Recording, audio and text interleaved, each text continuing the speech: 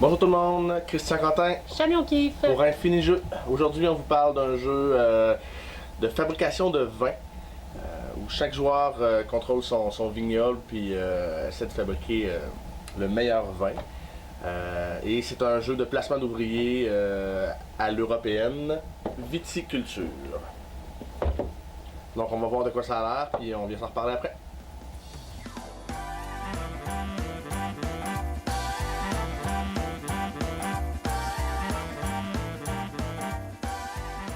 Pour la mise en place, on a un plateau qui est commun à tous les joueurs, là où les actions de la partie vont se dérouler. Puis chaque joueur a un plateau personnel qui représente son vignoble avec les jetons de sa couleur.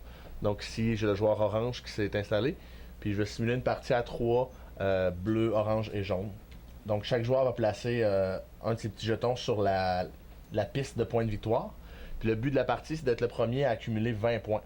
Dès qu'un joueur franchit la limite de 20 points ici, la partie se termine à la fin du tour. Donc on termine le tour complet. À la fin, celui qui a le plus de points remporte. Et il y a une limite de 25 points. Donc si on traverse à 21, puis pendant le reste du tour, on fait 12 autres points, on peut pas aller plus loin que 25. Et là, c'est le tiebreaker qui va décider de qui gagne s'il y a deux personnes à 25. Donc voilà pour les conditions de victoire. Le déroulement de la partie, chaque joueur va commencer la partie avec 3 travailleurs. C'est un jeu de placement d'ouvriers. Donc chaque joueur va commencer la partie avec 3 travailleurs, dont un gros travailleur. Je vais expliquer comment ça fonctionne tantôt. Et chaque joueur va commencer avec 3$.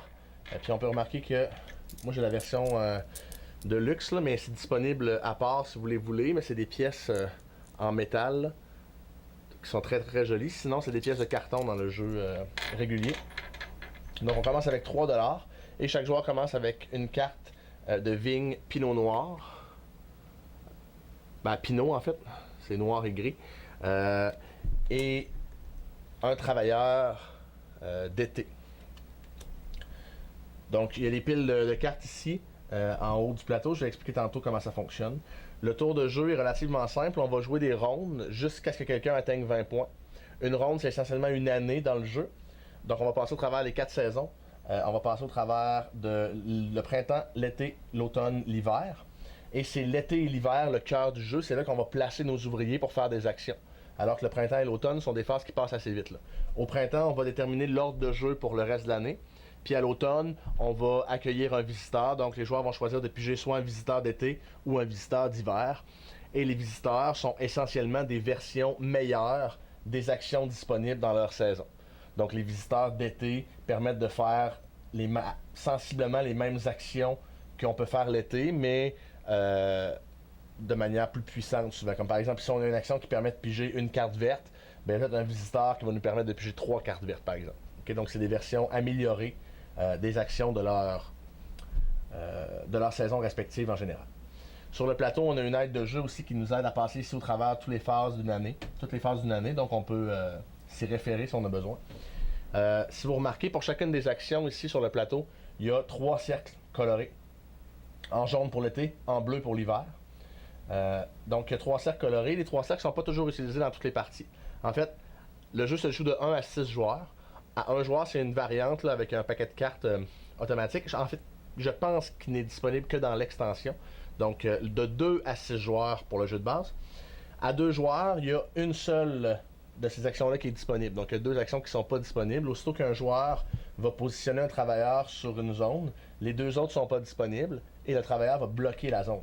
Okay? Donc à 2 joueurs, il y a une seule zone de disponible pour chaque action. À 3 ou 4 joueurs, il y a 2 zones de disponibles. Et à 5 ou 6 joueurs, les 3 zones sont disponibles. Ce qui fait que le jeu est très bien balancé là, selon le nombre de joueurs.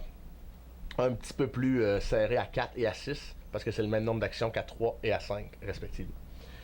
Donc, dans l'ordre de jeu, la première saison qu'on va faire au printemps, on va déterminer l'ordre de jeu.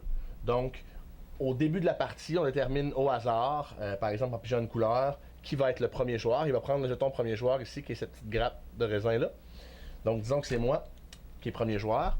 Je vais prendre mon jeton coq ici, puis je vais le placer sur un des 7 emplacements de la traque ici. Et si je me place en premier, ben c'est certain que je vais jouer premier pour le reste de l'année. Donc à chacune des phases, c'est moi qui vais faire l'action en premier. C'est un gros avantage. Si vous avez déjà joué à d'autres jeux de placement d'ouvriers, vous allez pouvoir choisir l'action que vous voulez sans qu'elle soit bloquée. Puis je vais expliquer tantôt, mais il y a des bonus aussi si vous êtes le premier à vous placer sur une action. Donc c'est vraiment intéressant d'être premier. Par contre, si vous remarquez ici, il n'y a rien dans la petite case ici, donc j'aurai pas de bonus. Si je me place en deuxième, je vais faire un zoom sur la section. Si je me place en deuxième, vous remarquez que j'ai un bonus ici. J'aurai une carte verte. Et là, ensuite, on va décider l'ordre de jeu par rapport à où les trois se sont placés. Donc, disons que moi, c'est ça que je veux. Je m'installe ici. Je peux piger une carte verte dans le paquet en haut, puis je la mets dans ma main. Les cartes vertes sont des vignes. Ensuite, l'autre joueur se place ici, par exemple. Le bonus, c'est 1$. Donc, il prend 1$. Puis l'autre joueur se place ici. Le bonus, c'est un travailleur de plus pour cette année-là. Donc, il le place dans ses travailleurs. Ce que ça fait, c'est que pour la suite du jeu, on va s'installer dans l'ordre de tour qui est maintenant déterminé par cette piste-là. Puis, l'ordre de tour, ça va être orange, jaune, bleu pour le reste de l'année. Donc, vous imaginez que plus vous allez loin dans la piste, plus le bonus est bon, mais moins plus vous allez jouer tard aussi dans les autres actions. Donc maintenant, ce serait l'été. À la phase d'été, les joueurs vont à tour de rôle, à commencer par le premier joueur sur la piste ici, placer leurs ouvriers sur le plateau. On a 3 ouvriers en début de partie pour l'année complète. C'est-à-dire que si à la phase d'été, je place mes 3 ouvriers, il ne me restera rien à la phase d'hiver. Donc il faut penser à ça. Et la phase d'hiver commence pas avec le joueur où c'est rendu après la phase d'été. Ce que je veux dire, c'est que si c'est Orange, par exemple, qui place en dernier son ouvrier à la phase d'été, puis tout le monde passe, c'est quand même Orange qui commence la phase d'hiver. OK? Donc, je vous explique les actions. Ici, pour piger des vignes. Comment ça fonctionne, les vignes? Ben là, c'est un pinot. C'est pas un super bon exemple. C'est celle qu'on a au départ. Bon, mais il y a d'autres vignes. Encore un pinot. Bon, un sauvignon blanc, par exemple. Donc, les vignes ont une couleur et une valeur. Il y a une seule vigne qui a 2 couleurs, c'est le pinot de départ. Les autres ont soit blanc, rouge et une valeur entre 1 et 4. OK? Ces vignes-là, éventuellement, on va pouvoir les planter sur notre plateau dans notre champ. Quand on plante une vigne, on a maintenant un champ qui produit régulièrement. À chaque fois qu'on va prendre l'action produire, va produire des raisins blancs de qualité 3. Puis cette qualité-là, on peut la noter ici sur les différentes pistes de rouge ou de blanc. Qu'ensuite, on va pouvoir transformer ces raisins-là en vin dans nos celliers ici, qu'on va pouvoir vendre éventuellement à des clients pour faire des points de victoire et ainsi se rendre jusqu'à 20. Donc, c'est essentiellement ça la mécanique du jeu, c'est qu'on va faire des actions pour planter dans nos champs des vignes qui vont nous rapporter des bons raisins, qui vont nous rapporter des vins qu'on va échanger contre des points de victoire. Donc, je vais vous expliquer les restes des actions, vous allez voir, ça va devenir clair. Donc voilà, ça c'est pour piger des cartes vertes ici. Donc ça nous permet de piger des nouvelles vignes pour pouvoir faire des meilleurs champs. Si on est le premier à se placer sur la zone, donc on prend l'action du centre. Ici à 3 joueurs, il va y avoir deux cercles de disponibles. Donc le premier qui va se placer sur cette action-là va pouvoir piger une carte additionnelle. Donc on va pouvoir piger une verte de plus. Cette action-là ici, c'est pour obtenir 2$. Si on se place au centre, on obtient 3$. L'action ici, c'est pour construire une de nos structures. Donc, on a plein de structures ici qui servent à plein de choses différentes. Comme par exemple, on a un treillis et l'irrigation, qui sont des structures qu'on peut construire. Toutes les structures sont identifiées sur notre plateau de joueurs avec les prix. Donc, on a par exemple ici le treillis. On nous dit que ça coûte 2 à construire. On prend le treillis, on le place là. Maintenant, on a le treillis de construit.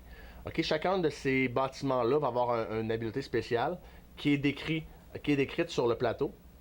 Puis quand c'est pas décrit, vous avez un aide de jeu qui vient avec le jeu où les actions sont décrites. En fait, c'est que c'est des trucs assez simples, comme par exemple le treillis et l'irrigation, c'est des prérequis pour planter certaines vignes. Comme par exemple, tantôt j'avais un sauvignon blanc, ben regardez ici j'ai un chardonnay. Le chardonnay requiert d'avoir et le treillis et l'irrigation pour pouvoir la planter. Donc c'est une super bonne vigne, ça vaut 4, mais il faut que j'ai construit les 2 prérequis pour pouvoir la planter. Donc les buildings comme ça, je ne les expliquerai pas toutes là, mais il y en a qui vous permettent d'emmagasiner des meilleurs vins. Il y en a qui vous permettent de faire des points de victoire quand vous prenez cette action-là ici. Il y en a qui font qu'à chaque fois que vous plantez un champ, vous faites des points de victoire.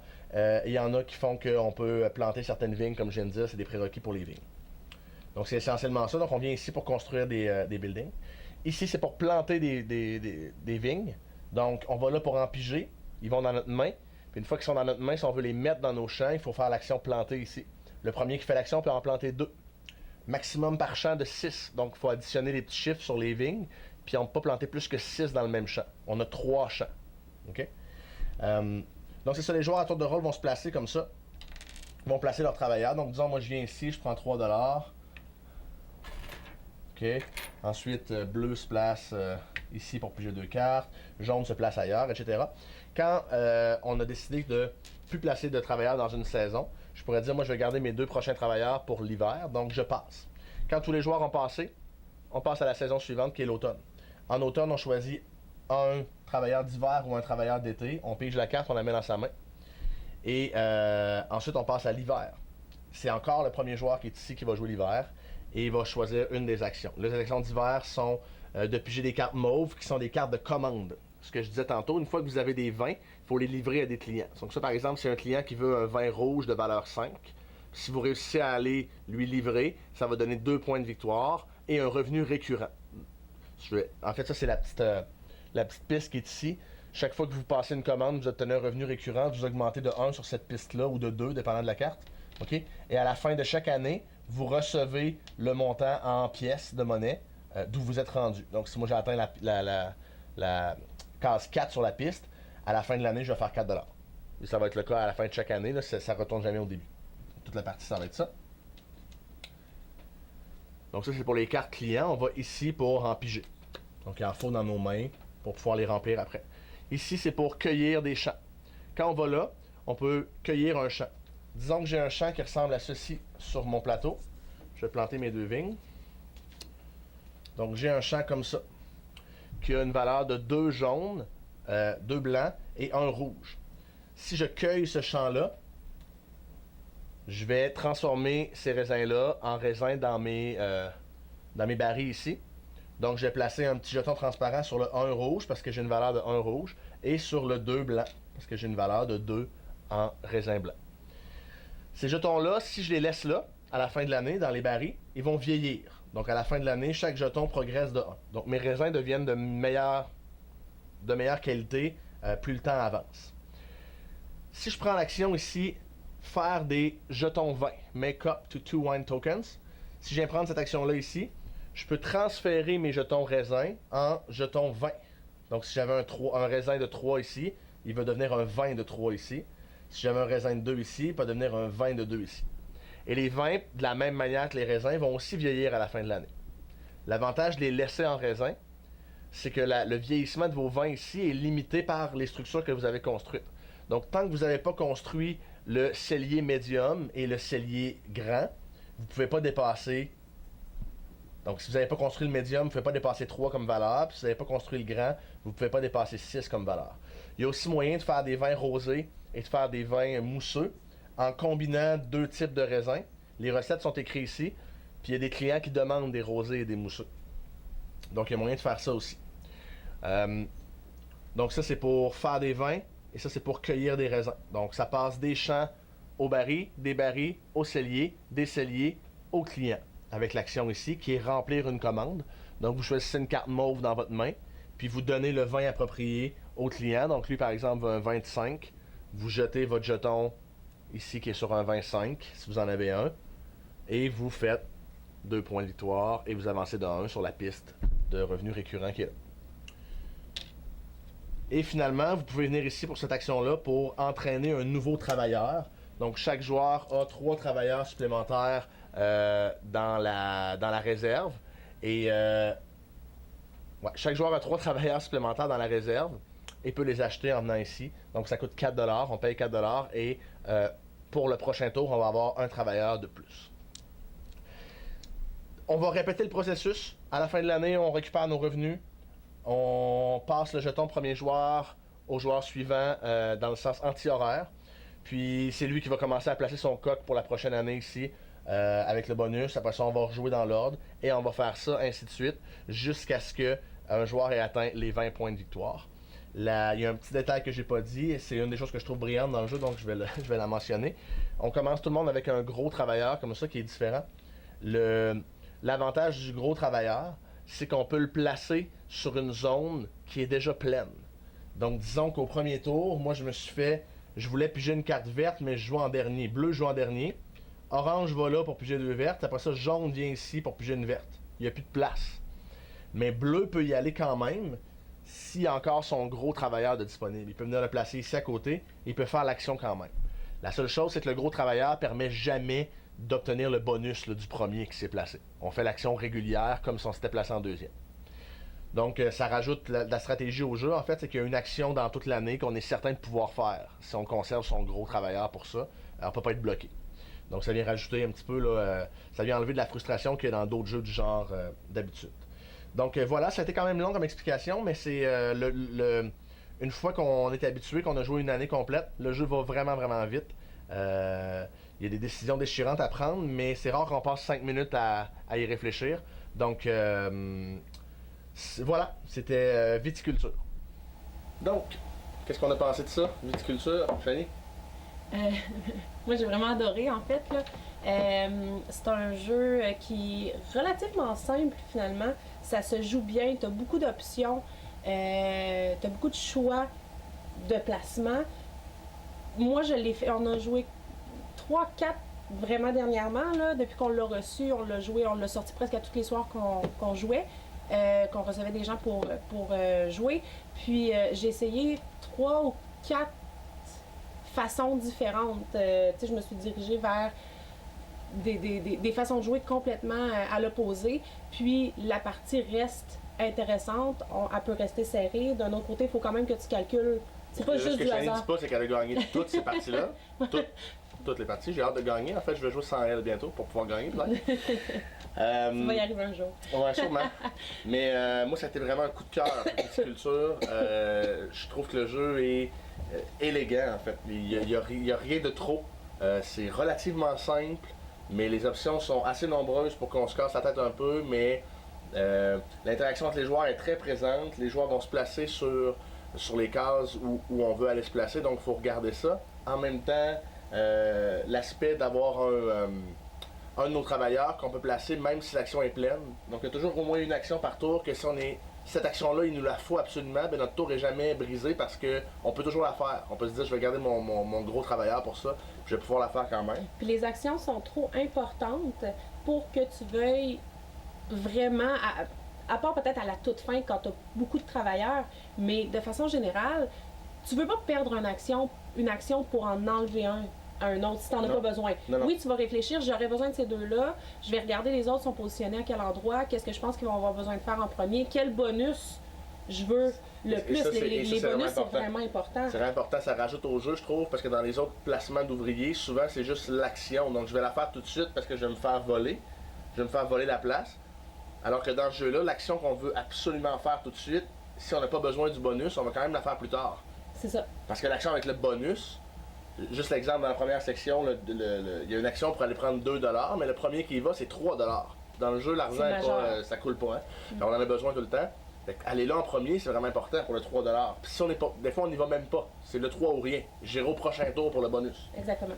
Donc ça, c'est vraiment intéressant. Le fait aussi pour choisir la position avec le code que tu places, oui. Puis le bonus que tu vas chercher, tu es toujours en train de te demander, bon, mais ok, est-ce que je peux me permettre de jouer un petit peu moins vite, deuxième ou troisième, même quatrième pour tel bonus, c'est quoi l'importance du bonus? Les bonus sont assez importants.